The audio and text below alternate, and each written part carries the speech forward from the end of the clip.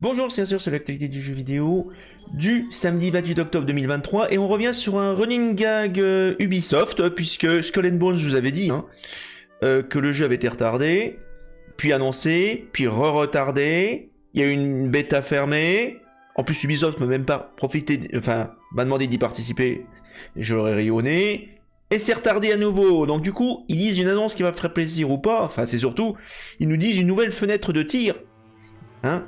C'est-à-dire qu'en clair, entre le 25 et 28 août, effectivement, il y avait une bêta fermée. Il m'avait invité. Bon, le jeu s'est banané quand même. Et du coup, il paraît que ça va sortir au premier trimestre financier, c'est-à-dire de janvier à mars 2024. Voilà.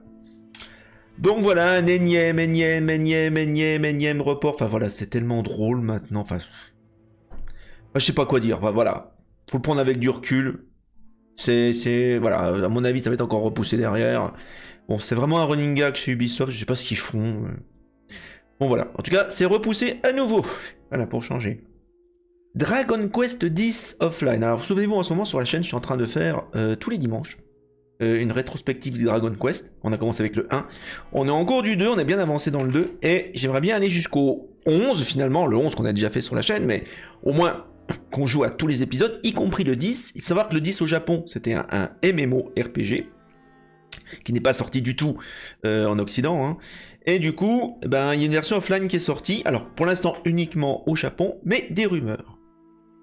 Des rumeurs indiqueraient qu'il y aurait une sortie en printemps 2024 sur tous les supports, c'est-à-dire PS4, PS5, Steam, etc.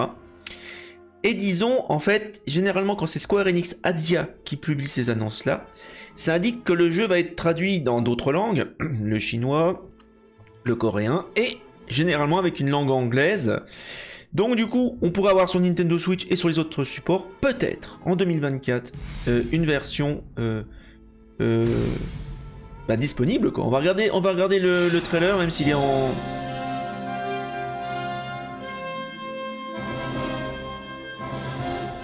Donc au départ c'était un MMO, et il y a une version donc offline du MMO. Voilà.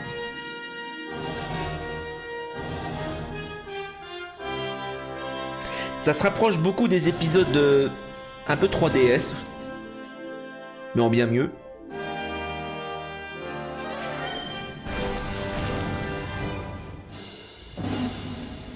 Enfin voilà, ça serait con de passer à côté de cet épisode-là. Bon, on a du temps en même temps. Hein. Avant de faire l'épisode 10...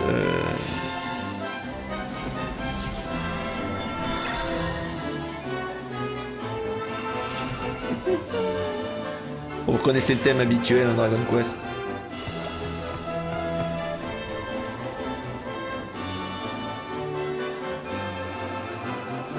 Alors d'aucuns diront que le plus mauvais Dragon Quest c'est le Dragon Quest 9. Pas le 10 nécessairement. Bon, on verra de toute façon, on testera tous les jeux. Donc voilà, a priori ça sortira au printemps, la version offline, Dragon Quest, hein, ils le disent, hein, offline en rouge. Et ça sortirait sur plusieurs supports. Et visiblement il y aurait des versions localisées. Et on espère qu'il y aura une version anglaise, voire, on ne sait jamais, une version française. En tout cas, s'il y a une version anglaise du jeu, eh ben on y jouera, je peux vous le dire.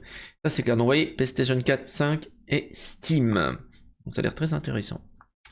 Et on va continuer les news avec un truc qui est assez inhabituel dans l'industrie du jeu vidéo.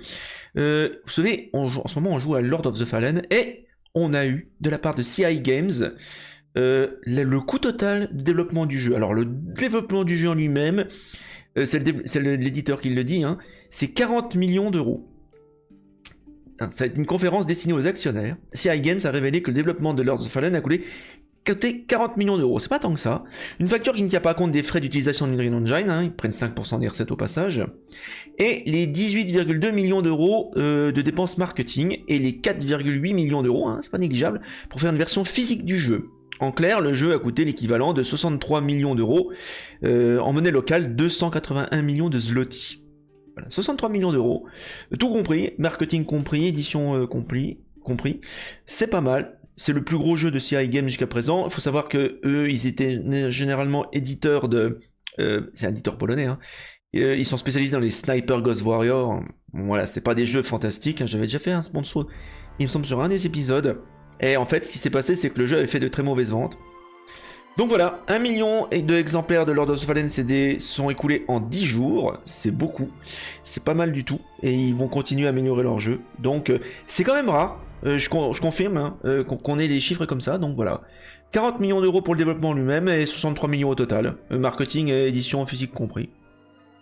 C'est à comparer aux gros titres comme Last of Us, 220 millions d'euros, 212 millions de dollars, je veux dire, pour Horizon Forbidden West et Last of Us Part 2. Donc c'est intéressant. Le jeu n'a pas coûté si cher que ça. Et bon, bah voilà, on prend beaucoup de plaisir. On y joue tous les jeudis sur la chaîne. Layers of Fear. Alors, un truc qui est gratuit. Vous savez que j'aime bien les trucs qui sont gratuits. Et ben, il y a un DLC gratuit qui vient de sortir à l'occasion d'Halloween, le prologue final. Où là, vous allez, on va le faire. Je le ferai sûrement durant le 31 octobre pour la journée d'Halloween de streaming. Et on joue le rôle d'un des réalisateurs. Vous savez, sur le bateau, il y a un fameux réalisateur. Et là, on prend le rôle du réalisateur. Donc c'est un petit DLC gratuit. Donc on le fera pour Halloween. We need shock, blood, gore. Something people will remember for years. C'est l'équivalent du deuxième épisode de Layers of Fear, le deuxième chapitre. Quand la caméra s'arrête de tourner, c'est là que la véritable horreur arrive et commence.